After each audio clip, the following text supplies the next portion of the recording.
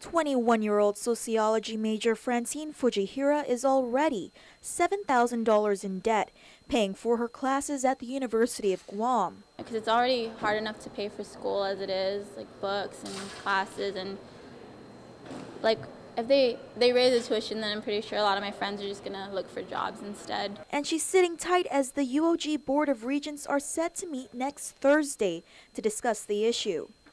But it's not just students who are eager to see if they'll have to fork out more cash for a college education.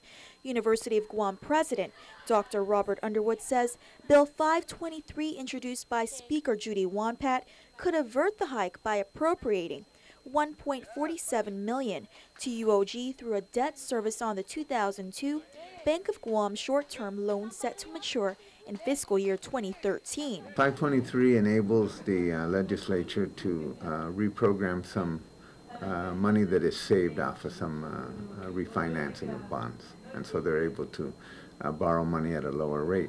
Now, the money won't be made instantly available, but it can happen this fiscal year, and that's the most critical item for us. Underwood says UOG has put off on a tuition hike for the last 3 years and survived by making cuts elsewhere, including delaying hiring.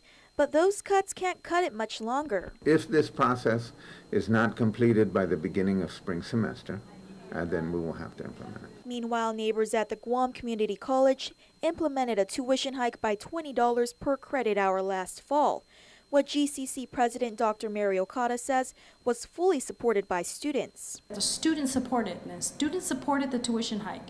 And so in that tuition increase, it specifically is allocated to increase the number of faculty, staff, and administrators to support the growing population of students here on campus.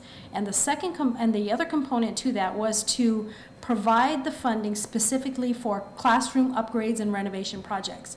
Presently, a full-time 12-credit-hour UOG student pays approximately $5,000 per academic year. Should a 10% tuition hike with additional 5% increases in following years take effect, it would cost over $6,000 for the 2014-2015 academic year.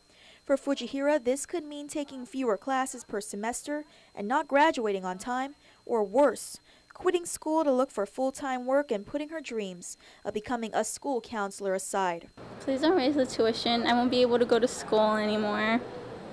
Bill 523 sits in committee and has yet to make session floor. Reporting for Guam's News Network, I'm Crystal.